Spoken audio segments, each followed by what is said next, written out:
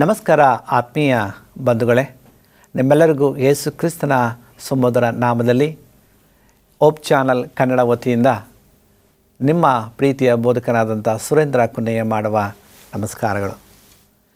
ಈ ದಿನ ದೇವರ ಸಂದೇಶಕ್ಕೆ ನಾವು ತೆರಳುವ ಮುಂಚಿತವಾಗಿ ನಮ್ಮ ತಲೆಗಳನ್ನು ಬಾಗಿಸಿ ಪವಿತ್ರಾತ್ಮನ ಸಹಾಯಕ್ಕಾಗಿ ಪ್ರಾರ್ಥನೆಯನ್ನು ಮಾಡಿಕೊಳ್ಳೋಣ.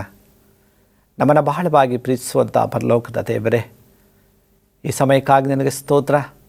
ನಿನ್ನ ಸಂದೇಶವನ್ನು ತರುವಾಗ ನಿನ್ನ ಪ್ರಸನ್ನತೆಯನ್ನು ಅನುಗ್ರಹಿಸಿಕೊಡು.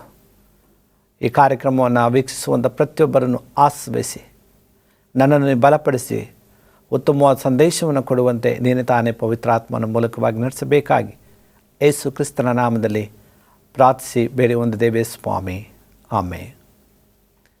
ಪ್ರೀತಿಯ ವೀಕ್ಷಕರೇ, ಈ ಸಮಯದಲ್ಲಿ ದೇವರ ಕೃಪೆ ನಮ್ಮೆಲ್ಲರ ಮೇಲೆ ಇರುವಂಥದ್ದಾಗಿದೆ. ಮತ್ತೊಂದು ಆವರ್ತಿ ನಿಮ್ಮನ್ನು ಈ ಒಂದು ಮಾಧ್ಯಮದ ಮೂಲಕವಾಗಿ ಸಂಧಿಸುವಂಥ ಒಂದು ಅವಕಾಶವನ್ನು ದೇವರು ಅನುಗ್ರಹಿಸಿದ್ದಾರೆ. ಕರ್ತನಿಗೆ ನಾನು ಸ್ತೋತ್ರಗಳನ್ನು ಸಲ್ಲಿಸ್ತೇನೆ. ಮತ್ತೊಮ್ಮೆ ನಿಮ್ಮೆಲ್ಲರನ್ನ ಪ್ರೀತಿಯಿಂದ ಈ ಕಾರ್ಯಕ್ರಮಕ್ಕೆ ಸ್ವಾಗತವನ್ನು ಬಯಸ್ತೇವೆ. ಈ ದಿನದ ಸಂದೇಶದ ಶಿರೋನಾಮೆಯು do you want a victorious life? ನಿಮಗೆ ಜಯಕರವಾದಂಥ ಜೀವನ ಬೇಕೇ ಅನ್ನುವಂಥ ಒಂದು ಪ್ರಶ್ನೆ. ಈ ಪ್ರಶ್ನೆಯನ್ನು ನಮ್ಮನ್ನು ಕೇಳುವಾಗ ನಿಮಗೆ ಜಯಕರವಾದಂಥ ಜೀವನ ಬೇಕೇ ಅನ್ನುವಂಥ ಪ್ರಶ್ನೆ ನಮ್ಮೆಲ್ಲರಿಗೂ ಸಂತೋಷವನ್ನು ತರುವಂಥದ್ದಾಗಿದೆ. ಯಾಕೆಂದರೆ ಯಾರೂ ಸಹ ನನಗೆ ಬೇಡ, ಜಯಕರವಾದಂಥ ಜೀವನ ಬೇಡ ಎಂಬುದಾಗಿ ತಿರಸ್ಕರಿಸುವವರು ಈ ಲೋಕದಲ್ಲಿ ಒಬ್ಬರೂ ಇಲ್ಲ. ಯಾಕೆಂದರೆ ನಮ್ಮೆಲ್ಲರಿಗೂ ಅತ್ಯುತ್ತಮವಾದಂಥ ಜೀವನ ಬೇಕಾಗಿದೆ. ದೇವರ ಪ್ರಸನ್ನತೆಯಲ್ಲಿ ಬೆಳೆಯುವಂಥ ಸಮೃದ್ಧಿಯ ಆಶೀರ್ವಾದ ಜೀವನ ಬೇಕಾಗಿದೆ. ಜಯವನ್ನು ನಾವು ಪ್ರತಿದಿನವೂ ಎದುರು ನೋಡುವಂಥ ಒಂದು ಸಮಯ ನಮಗೆ ಬೇಕಾಗಿದೆ. ಹಾಗಾಗಿ ಈ ಪ್ರಶ್ನೆಯನ್ನು ಕೇಳುವಾಗ ಯಾರೂ ಸಹ ನನಗೆ ಬೇಡ, ಈ ಲೋಕವು ನನಗೆ ಬಹಳ ನೋವನ್ನು ಕೊಟ್ಟಿದೆ, ಜಯಕರವಾದಂಥ ಜೀವನ ಬೇಡ ಅನ್ನುವಂಥ ವಿಚಾರವನ್ನು ಯಾರೂ ಸಹ ಹೇಳುವುದಿಲ್ಲ. ಇವತ್ತು ಈ ಒಂದು ವಿಚಾರವನ್ನು ನಾವು ಕುರಿತು ಧ್ಯಾನ ಮಾಡೋಣ. ನಿಮಗೆ ಜಯಕರವಾದ ಜೀವನ ಬೇಕೇ ಎಂಬ ಪ್ರಶ್ನೆಯನ್ನು ನಾನು ನಿಮಗೆ ಕೇಳುವಂತನಾಗಿದ್ದೇನೆ. ನಿಮ್ಮ ಉತ್ತರ ಏನಾಗಿದೆ ಎಂಬುದಾಗಿ ನೀವು ಕಾಮೆಂಟ್ ಬಾಕ್ಸ್ಗಳಲ್ಲಿ ನೀವು ಇದನ್ನು ತಿಳಿಸಬಹುದು. ನಾವೆಲ್ಲರೂ ಕೂಡ ಜಯಶಾಲಿಗಳಾಗಿ ಜೀವಿಸಬೇಕೆಂದು ದೇವರು ಬಯಸ್ತಾನೆ. ಆತನ ಒಂದು ಬಯಕೆ ನಾವೆಲ್ಲರೂ ಅತ್ಯುತ್ತಮವಾದಂಥ ಆಶೀರ್ವಾದದ ಮೂಲಕವಾಗಿ ದೇವರ ಕೃಪಾಭರಿತ ಕಟಾಕ್ಷಗಳಿಂದ ತುಂಬುವಂತೆ ದೇವರು ಏನು ಮಾಡ್ತಕ್ಕಂಥನಾಗಿದ್ದಾನೆ, ಆತನು ಬಯಸುವಂತನಾಗಿದ್ದಾನೆ. ಆದರೆ ಅನೇಕ ಸಾರಿ ನಾವು ಈ ಜಯಕರವಾದಂಥ ಜೀವನವನ್ನು ನಡೆಸಲಿಕ್ಕೆ ಬಹಳಷ್ಟು ಕಾತರವನ್ನು ಪಡ್ತೇವೆ ಮತ್ತು ತವಕನ್ನು ಪಡಲಿಕ್ಕೆ ಹೋಗ್ತಕ್ಕಂಥದ್ದಾಗಿದ್ದೇವೆ. ಆ ತವಕವು ನಮ್ಮನ್ನು ಅನೇಕ ಒಂದು ದೇವರನ್ನು ಅರಿಯದ ಒಂದು ಸಮಯಕ್ಕೆ ನಮ್ಮನ್ನು ನಡೆಸಬಹುದು. ದೇವರನ್ನು ಕಾಣದೇ ಇರ್ತಕ್ಕಂಥ ಜಾಗಕ್ಕೆ ನಮ್ಮನ್ನು ನಡೆಸ್ಬೋದು. ಯಾವಾಗ ಅಂದರೆ ನಾವು ಈ ದೇವರ ವಿಚಾರವನ್ನು ಬಿಟ್ಟು ಲೌಕಿಕವಾಗಿರ್ತಕ್ಕಂಥ ಆಲೋಚನೆ ಕಡೆಗೆ ನಾವು ಬಂದಾಗ ಈ ಅಶುಭಕರವಾದಂಥ ಈ ಒಂದು ಜೀವನ ನಾವು ಸಾಗ್ತಾ ಇರ್ತೇವೆ. ಯಾಕೆ ಇಷ್ಟೆಲ್ಲ ಜನಗಳು ಈ ರೀತಿಯಾದ ಪ್ರಯತ್ನ ಪಡ್ತಕ್ಕಂಥದ್ದಾಗಿದ್ದಾರೆ?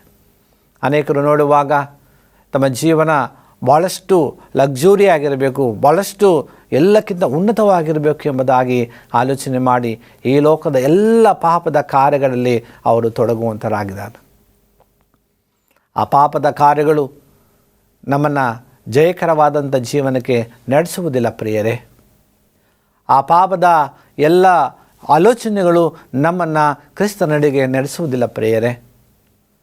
ಯಾರ್ಯಾರು ಆತನನ್ನು ದೃಷ್ಟಿಸುವಂಥರಾಗಿದ್ದಾರೋ, ಯಾರ್ಯಾರು ಆತನನ್ನೇ ನೆಟ್ಟಿಗೆ ನೋಡಿ ಆತನನ್ನು ಅಂಗೀಕರಿಸುವಂಥರಾಗಿದ್ದಾರೋ, ದೇವರು ಅಂಥವರೆಲ್ಲರಿಗೂ ಜಯಕರವಾದಂಥ ಜೀವನವನ್ನು ಕೊಡಲು ಆತನು ಶಕ್ತನಾಗಿದ್ದಾನೆ.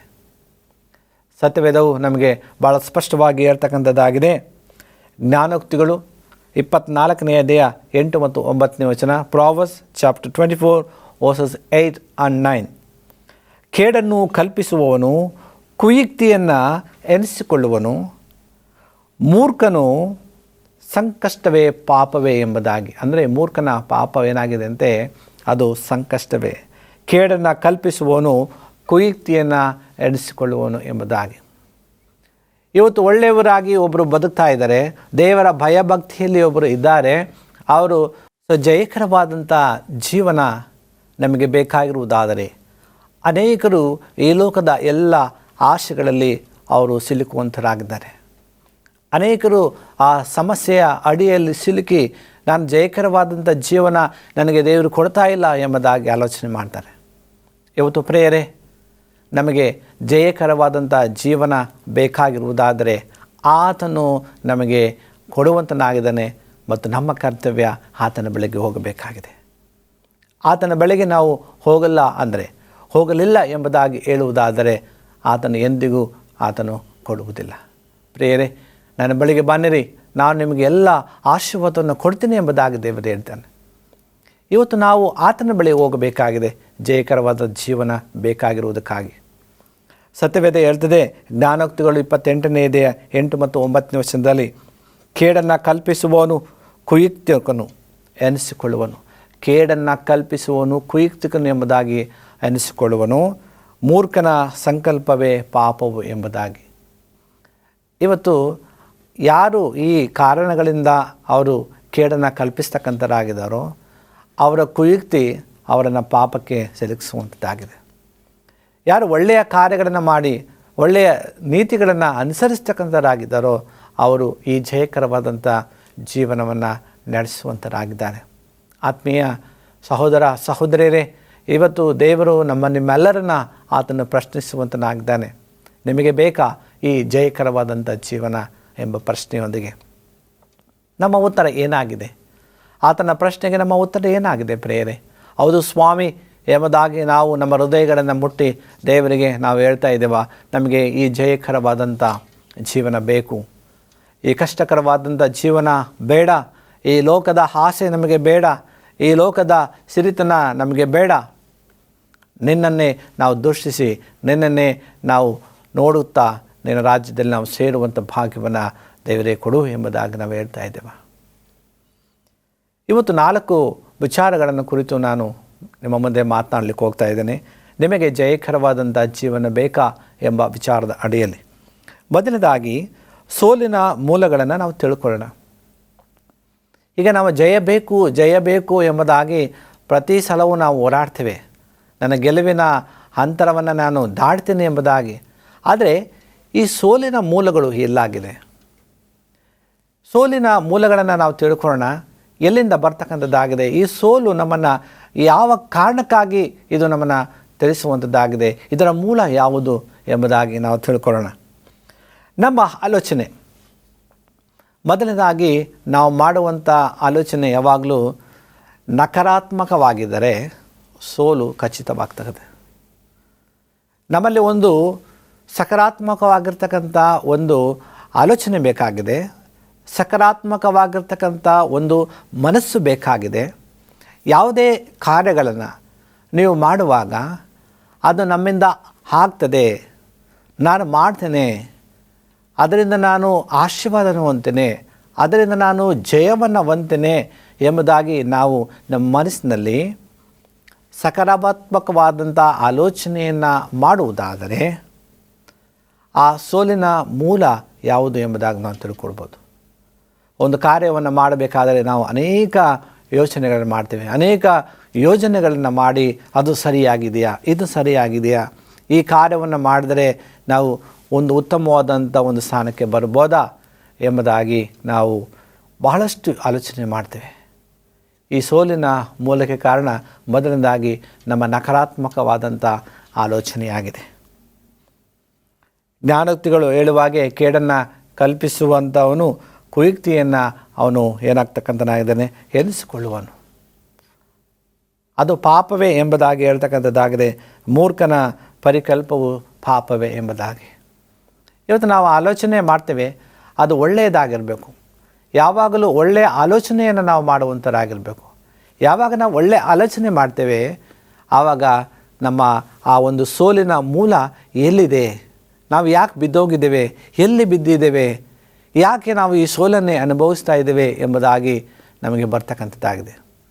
ಆದ್ದರಿಂದ ಈ ಆಲೋಚನೆಯನ್ನು ನಾವು ಮಾಡಬೇಕಾದ್ರೆ ಮೊದಲನೇದಾಗಿ ಸಕಾರಾತ್ಮಕವಾದಂಥ ಒಂದು ಭಾವನೆ ನಮ್ಮಲ್ಲಿರಬೇಕು. ಸಕಾರಾತ್ಮಕವಾದಂಥ ಒಂದು ಆಲೋಚನೆ ನಮ್ಮಲ್ಲಿರಬೇಕು. ಆಗ ತಾನೇ ನಾವು ಈ ಸೋಲಿನ ಮೂಲ ಎಲ್ಲಿದೆ ಅನ್ನುವಂಥ ವಿಚಾರವನ್ನು ನಾವು ತಿಳ್ಕೊಳ್ಳಿಕ್ಕೆ ಹೋಗ್ತಕ್ಕಂಥರಾಗಿದ್ದೇವೆ.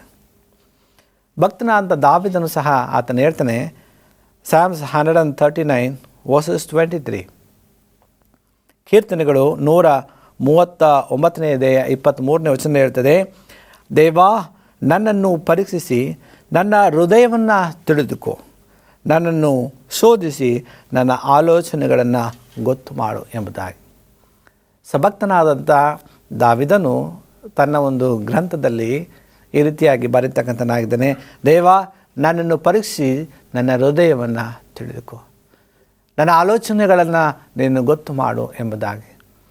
ಇವತ್ತು ಹೃದಯವನ್ನು ಅಂತರೇಂದ್ರನ ಬಲ್ಲಂಥ ದೇವರು ಆತನಾಗಿದ್ದಾನೆ, ಸರ್ವಶಕ್ತನಾಗಿದ್ದಾನೆ. ಆತ ನಮ್ಮ ಪ್ರತಿಯೊಂದು ಆಲೋಚನೆಯನ್ನು ಗೊತ್ತಾಗಿದೆ.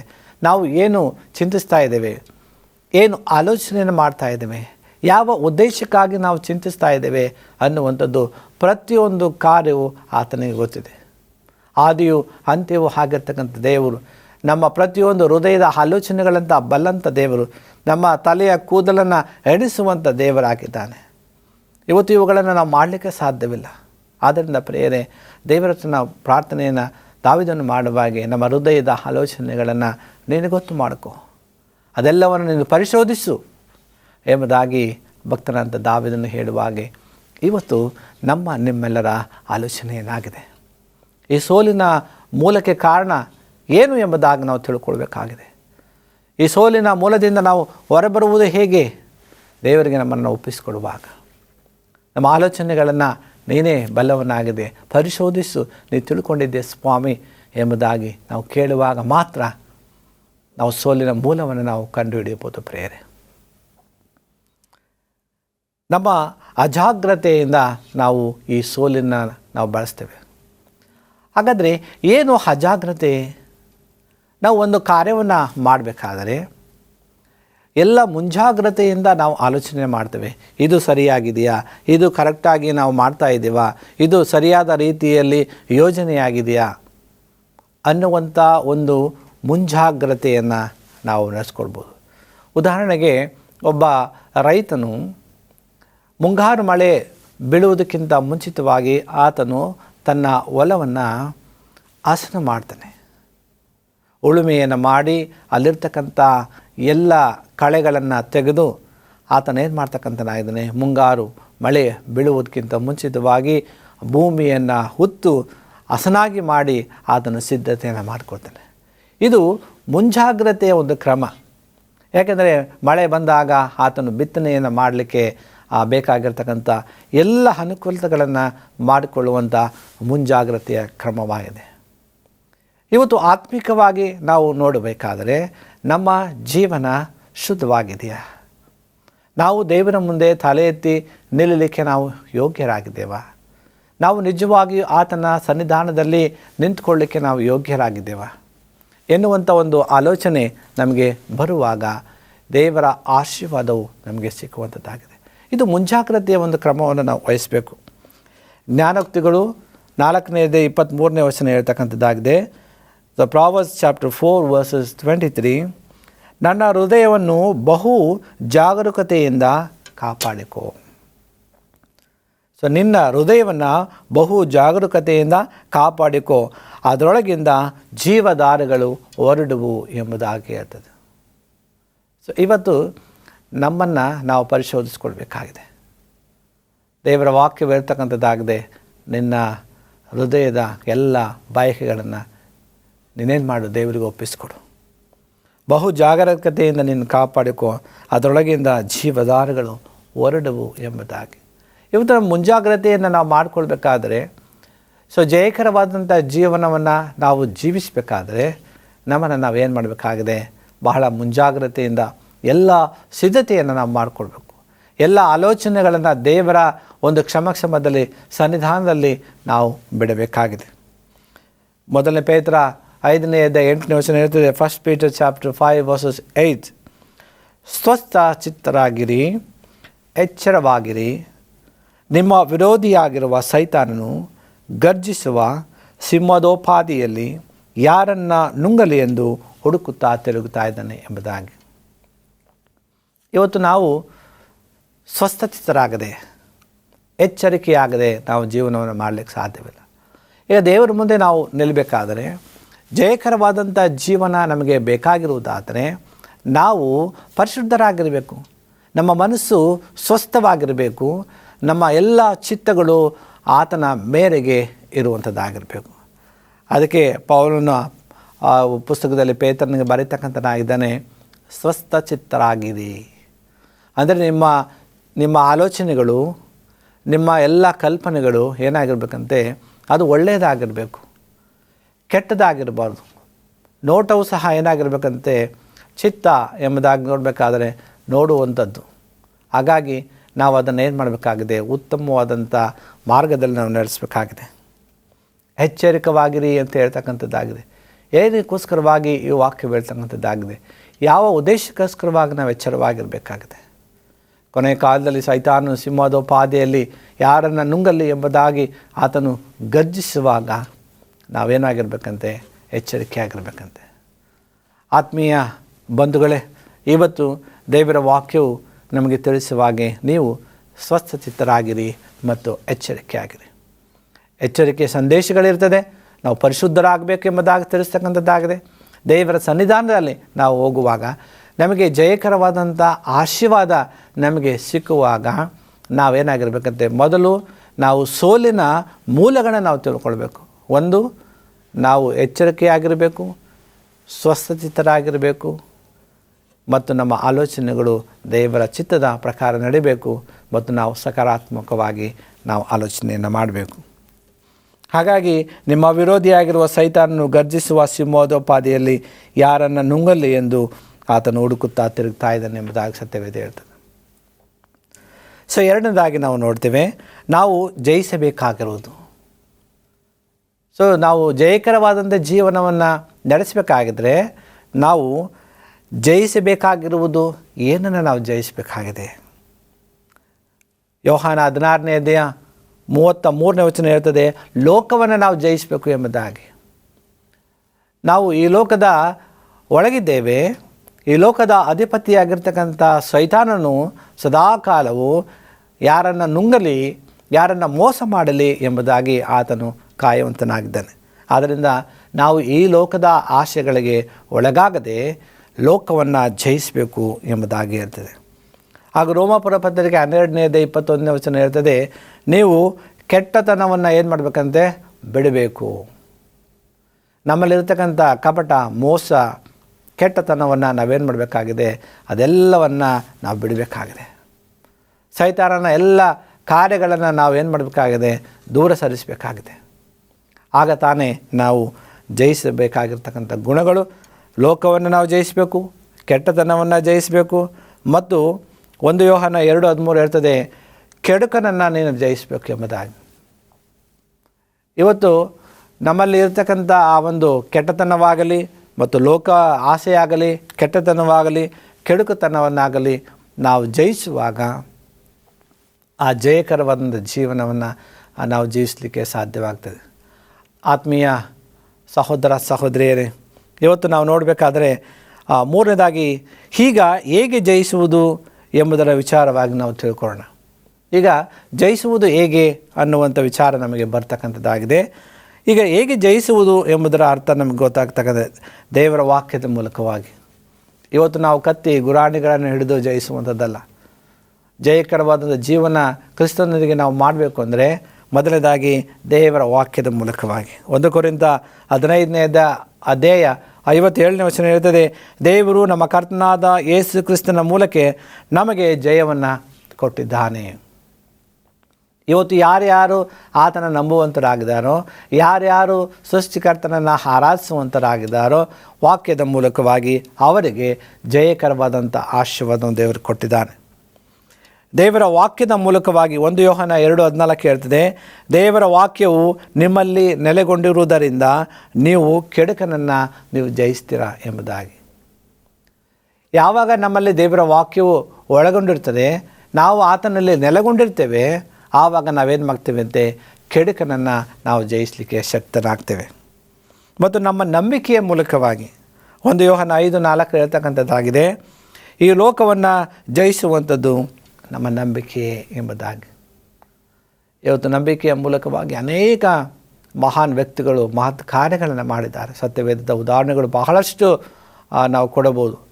ಆದರೆ ಪ್ರೇರೆ ನಂಬಿಕೆಯ ಮೂಲಕವಾಗಿ ನಾವು ಈ ಒಂದು ಲೋಕದ ಕಾರ್ಯಗಳನ್ನು ನಾವು ಜಯಿಸ್ಬೋದು. ಆಗಿರುವಾಗ ದೇವರ ವಾಕ್ಯದ ಮೂಲಕವಾಗಿ ನಾವು ಇದನ್ನು ಪ್ರಕಟಿಸ್ಬೋದು ಮತ್ತು ಪ್ರಾರ್ಥನೆಯ ಮೂಲಕವಾಗಿ ನಾವು ಜಯಿಸ್ಬೋದು. ಮತ್ತಾಯ 26:41 ಹೇಳ್ತದೆ, ಎಚ್ಚರವಾಗಿದ್ದು ಪ್ರಾರ್ಥಿಸಿರಿ ಎಂಬುದಾಗಿ. ಇವತ್ತು ನಾವು ಎಚ್ಚರವಾಗಿದ್ದು ಪ್ರಾರ್ಥನೆಯನ್ನು ಮಾಡಲಿಲ್ಲ ಅಂತಂದರೆ ಯಾವ ಒಂದು ಅರ್ಥವನ್ನು ಇಲ್ಲಿ ನಮಗೆ ಕೊಡ್ತಕ್ಕಂಥದ್ದಾಗಿದೆ. ಎಚ್ಚರಿಕೆಯಾದಂಥ ಜೀವನ ನಾವು ಜೀವಿಸುವಾಗ ಪ್ರಾರ್ಥನೆ ಮಾಡ್ತಾ ನೀವು ಎಚ್ಚರವಾಗಿದ್ದು ಪ್ರಾರ್ಥಿಸಿ ಎಂಬುದಾಗಿ ಇರ್ತದೆ. ಅದನ್ನು ಪ್ರೇರೆ ನಮಗೆ ಜಯಕರವಾದಂಥ ಜೀವನ ಬೇಕಾಗಿರುವಾಗ ನಾವು ಈ ದೇವರ ಮೂಲಕವಾಗಿ, ವಾಕ್ಯದ ಮೂಲಕವಾಗಿ, ನಮ್ಮ ನಂಬಿಕೆಯ ಮೂಲಕವಾಗಿ ಮತ್ತು ಪ್ರಾರ್ಥನೆ ಮೂಲಕವಾಗಿ ನಾವು ಈ ವಿಚಾರಗಳನ್ನು ಜಯಿಸ್ಬೋದಾಗಿದೆ. 4ನೇದಾಗಿ ಜಯ ಹೊಂದುವವರಿಗೆ ದೇವರ ವಾಗ್ದಾನಗಳೇನಾಗಿದೆ. ಜಯ ಹೊಂದುವಂಥವರಿಗೆ ದೇವರ ವಾಗ್ದಾನಗಳು ಏನಾಗಿದೆ? ಪ್ರಕಟಣೆ 2ನೇ ಅಧ್ಯಾಯ 10ನೇ ವಚನ ಹೇಳ್ತದೆ, ಜೀವವೆಂಬ ಜಯಮಾಲೆಯನ್ನು ಕೊಡ್ತಾನೆ. ಎಂಥ ಆಶೀರ್ವಾದ ದೇವರು ನಮಗೆ ಕೊಡ್ತಾನೆ ಅಂದರೆ, ಯಾರ್ಯಾರು ಈ ಜಯಕರವಾದಂಥ ಜೀವನ ಜೀವಿಸುವಂಥವರಿಗೆ ಜಯಕರವಾದಂಥ ಆ ಒಂದು ಜಯಮಾಲೆಯನ್ನು ದೇವರು ಕೊಡ್ತಾನೆ. ಪ್ರಕಟಣೆ 2:10 ಹೇಳ್ತದೆ.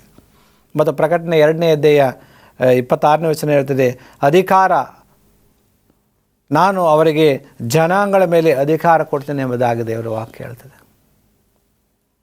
ಹಾಗೂ ಪ್ರಕಟಣೆ 21:7 ಹೇಳ್ತದೆ, ನಿತ್ಯ ಬಾಧ್ಯತೆ, ಜಯ ಹೊಂದುವನು ಇವುಗಳನ್ನು ಬಾಧ್ಯನಾಗುವನು ಎಂಬುದಾಗಿ. ಮೊದಲನೇದಾಗಿ ನಾವು ನೋಡ್ತೇವೆ, ಜಯಮಾಲೆಯನ್ನು ದೇವರು ಕೊಡ್ತಾನೆ, ಅಧಿಕಾರವನ್ನು ಕೊಡ್ತಾನೆ ಮತ್ತು ನಿತ್ಯ ಬಾಧ್ಯತೆಯನ್ನು ಕೊಡಲಿಕ್ಕೆ ಹೋಗ್ತಕ್ಕಂಥ ನಾಯ್ತಾನೆ. ಆದ್ದರಿಂದ ಪ್ರೇರೆ, ಇವತ್ತು ಈ ಜಯಕರವಾದ ಜೀವನ ನಿಮಗೆ ಬೇಕಾ ಎಂಬುದಾಗಿ ನಾವು ಪ್ರಶ್ನೆ ಮಾಡುವಾಗ ಮೊದಲನೇದಾಗಿ ಸೋಲಿನ ಮೂಲಗಳನ್ನು ನಾವು ತಿಳ್ಕೊಳ್ಬೇಕಾಗಿದೆ. ನಾವು ಎಲ್ಲಿ ಸೋಲ್ತಾ ಇದ್ದೇವೆ, ಎಲ್ಲಿ ಬಿದ್ದೋಗ್ತಾ ಇದ್ದೇವೆ ಎಂಬುದಾಗಿ ನಾವು ತಿಳ್ಕೊಳ್ಬೇಕಾಗಿದೆ. ಎರಡನೇದಾಗಿ ನಾವು ಜಯಿಸಬೇಕಾಗಿರುವುದು ಯಾವುದು? ಲೋಕವನ್ನು, ಕೆಟ್ಟತನವನ್ನು, ಕೆಡುಕತನವನ್ನು ನಾವು ಜಯಿಸಬೇಕು. ಮೂರನೇದಾಗಿ ಹೇಗೆ ಜಯಿಸುವುದು ಎಂಬುದರ ವಿಚಾರವಾಗಿ ನಾವು ತಿಳ್ಕೊಳ್ಳುವುದಾದರೆ ದೇವರ ವಾಕ್ಯದ ಮೂಲಕವಾಗಿ, ಪ್ರಾರ್ಥನೆ ಮೂಲಕವಾಗಿ, ನಂಬಿಕೆಯ ಮೂಲಕವಾಗಿ ಮತ್ತು ಜಯಿಸುವವರಿಗೆ ದೇವರ ವಾಗ್ದಾನಗಳು ಜೀವವೆಂಬ ಜಯಮಾಲೆ, ಅಧಿಕಾರವೆಂಬ ಆಶೀರ್ವಾದ, ನಿತ್ಯ ಬಾಧ್ಯತೆಯನ್ನು ದೇವರು ಕೊಡಲಿಕ್ಕೆ ಹೋಗ್ತಾನೆ. ಆದ್ದರಿಂದ ಆತ್ಮೀಯ ಬಂಧುಗಳೇ, ಇವತ್ತು ಈ ಒಂದು ವಾಕ್ಯವು ನಮ್ಮನ್ನು ಬಲಪಡಿಸ್ತಕ್ಕಂಥದ್ದಾಗಿದೆ. ನಿಮಗೆ ಜಯಕರವಾದಂಥ ಜೀವನ ಬೇಕಾ? ಹಾಗಿದ್ದರೆ ದೇವರ ಬಳಿಗೆ ಬನ್ನಿರಿ, ನೀವು ಆತನನ್ನು ಆಶೀರ್ವಾದದ ಮೂಲಕವಾಗಿ ತುಂಬಿಸಿಕೊಳ್ಳಿರಿ ಎಂಬುದಾಗಿ ದೇವರ ವಾಕ್ಯ ಹೇಳ್ತಕ್ಕಂಥದ್ದಾಗಿದೆ. ಈ ಸಮಯದಲ್ಲಿ ದೇವರು ನಿಮ್ಮೆಲ್ಲರನ್ನು ಆಶೀರ್ವಾದ ಮಾಡಲಿ. ನಮ್ಮ ಕಣ್ಣುಗಳನ್ನು ಮುಚ್ಚಿ ಪ್ರಾರ್ಥನೆಯನ್ನು ಮಾಡಿಕೊಳ್ಳೋಣ. ಭೂಮಿ ಆಕಾಶಗಳ ಒಡೆಯನೇ, ಸರ್ವಶಕ್ತನೇ, ಪರಿಶುದ್ಧನಾದಂಥ ಪರಲೋಕದ ದೇವರೇ, ನನಗೆ ಸ್ತೋತ್ರಪ್ಪ. ಈ ಸಮಯದಲ್ಲಿ ನಿನ್ನ ವಾಕ್ಯವನ್ನು ನಾವು ಕೇಳಿದ್ದೇವೆ. ನಿಮಗೆ ಜಯಕರವಾದಂಥ ಜೀವನ ಬೇಕಾ ಎಂಬ ಮೂಲಕವಾಗಿ. ಹೌದು ಸ್ವಾಮಿ, ಆ ಜಯಕರವಾದ ಜೀವನವನ್ನು ನಮ್ಮೆಲ್ಲರಿಗೂ ನೀನು ದಯಪಾಲಿಸಿಕೊಡು. ಈ ಕಾರ್ಯಕ್ರಮವನ್ನು ವೀಕ್ಷಿಸುವಂಥ ಪ್ರತಿಯೊಬ್ಬರನ್ನು ಆಶ್ರಯಿಸಿ ನೀನೇ ಮಹಿಮೆ ಹೊಂದಬೇಕಾಗಿ ಕ್ರಿಸ್ತನ ನಾಮದಲ್ಲಿ ಬೇಡಿಕೊಂಡಾಡ್ತೇವೆ ತಂದೆಯೇ, ಆಮೇಲೆ. ದೇವರು ನಿಮ್ಮನ್ನು ಆಶೀರ್ವದಿಸಲಿ. ಆಮೇಲೆ.